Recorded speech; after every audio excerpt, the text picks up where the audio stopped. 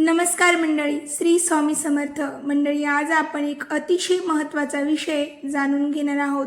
चंद्रग्रहणाच्या वेळी गरोदर स्त्रियांनी काय करावे, काय टाळावे आणि खरंच काही परिणाम होतो का? अनेकांच्या मनात भीती असते. काही जण खूप घाबरतात, काही जणी गोंधळतात. पण आज आपण श्रद्धा, परंपरा आणि विज्ञान तिन्ही बाजू शांतपणे समजून घेऊया.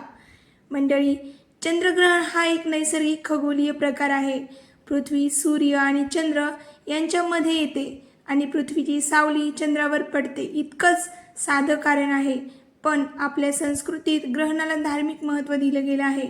विशेषतः गरोदर स्त्रियांसाठी काही नियम सांगितले गेले आहेत. सर्वात आधी एक गोष्ट लक्षात ठेवा, भीती बाळगू नका. भीती ही सर्वात मोठी नकारात्मक ऊर्जा असते. गरोदर स्त्रीचं मन शांत आणि सकारात्मक असणं सर्वात महत्त्वाचं असतं. कारण आईचं मन जसं तसं बाळाचं मन घडतं. ग्रहणाच्या वेळी गरोदर स्त्रियांनी घरात शांत बसावं असं सांगितलं जातं. बाहेर आकाशाकडे बघू नये, चंद्र थेट पाहू नये असं परंपरेत म्हटलं आहे. काही ठिकाणी धारदार वस्तू वापरतात, तेही वापरू नये, जसं की चाकू असं सांगतात, जसं की सुरी, कात्री. कारण पूर्वी असा समज होता की बाळावर त्याचा परिणाम होतो. विज्ञानाने याचा ठोस पुरावा दिलेला नाही, पण मानसिक शांतीसाठी अनेक जणी हे पाळतात. ग्रहणाच्या तीन तासांत काय करावं?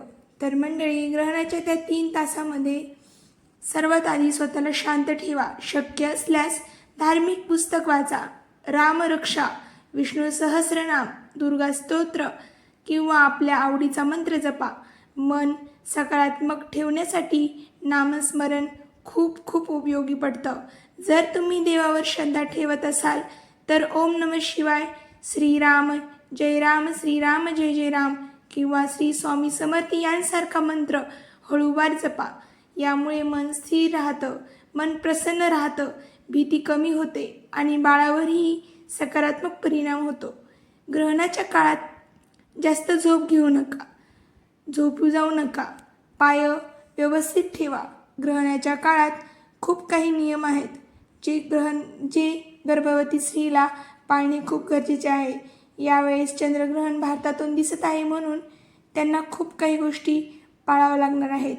म्हणून थोड्याशा न भीता थोडीशी माहिती जाणून घेऊयात आणि कशी पाळायची हे नियम ते बघूयात. ग्रहणाच्या काळात जास्त झोप घेऊ नका असं काही ठिकाणी सांगतात, पण जर तुम्हाला थकवा असेल तर आराम करा. शरीराला त्रास होईल असं काही करू नका. उगाच उपाशी राहू नका.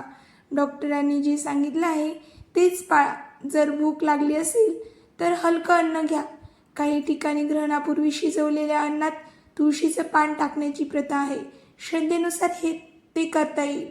मोबाईलवर वापरू नका, मोबाईलचा जास्त वापर करू नका, TV पाहू नका असं काही जणींना सांगितलं जातं. पण याचा बाळावर काही वैज्ञानिक परिणाम होत नाही, पण नका करू. देवाचे नामस्मरण केल्याने तितकाच सकारात्मक परिणाम होईल. मात्र डोळ्यांना त्रास होऊ नये म्हणून स्क्रीन टाईम कमी ठेवला तर चांगलंच ना. त्यावेळेस वातावरण थोडंसं वेगळंच होतं. जेव्हा चंद्रग्रहण कोणतंही ग्रहण असतं तेव्हा वातावरणात ही थोडी हवा दूषित असते, म्हणूनच ह्या काही गोष्टी टाळाव्या लागतात. सगळ्यात महत्त्वाचं, मनात वाईट विचार आणू नका. काहीतरी वाईट होईल, आता कसं होईल, आता असा विचार केलात तर शरीरात ताण निर्माण होतो. हा ताण बाळासाठी चांगला नाही. त्यामुळे त्या 3 तासांत स्वतःसाठी वेळ काढा. शांत संगीत ऐका, प्रार्थना करा, बाळाशी बोला. हो, बाळाशी बोला. त्याला सांगा तू सुरक्षित आहेस, आई तुझ्या सोबत आहे. हे शब्द खूप शक्तिशाली असतात. आपल्या आजी आजोबांच्या काळात अनेक गोष्टी भीतीपोटी सांगितल्या गेल्या, पण आज आपल्याकडे वैद्यकीय विज्ञान आहे. डॉक्टर स्पष्ट सांगतात की चंद्रग्रहणामुळे बाळावर थेट परिणाम होत नाही. तरीही जर तुम्हाला परंपरा पाळायची असेल तर ती भीतीने नाही तर श्रद्धेने पाळा.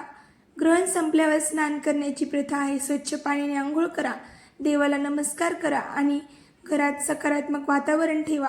पण जर तब्येत ठीक नसेल तर आंघोळ पुढे ढकला.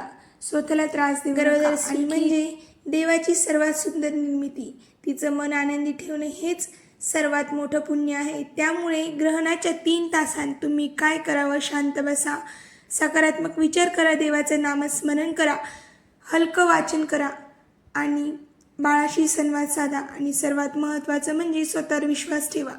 ग्रहण येतं आणि जातं, पण आईचं प्रेम आणि तिची सकारात्मक ऊर्जा कायम असते. त्यामुळे घाबरू नका, श्रद्धा ठेवा, पण अंधश्रद्धा नाही. डॉक्टरांचा सल्ला सर्वात वरचा आहे हे नेहमी लक्षात ठेवा. जर हा विषय तुम्हाला महत्त्वाचा वाटला असेल तर हा संदेश इतर गरोदर महिलांपर्यंत नक्की पोहोचवा, कारण भीती नाही तर माहितीचं सामर्थ्य सर्वात मोठं असतं. शांत राहा, सुरक्षित राहा आणि आनंदी राहा. श्री स्वामी समर्थ. चॅनलला सबस्क्राईब केलं नसेल तर नक्की सबस्क्राईब करा. धन्यवाद.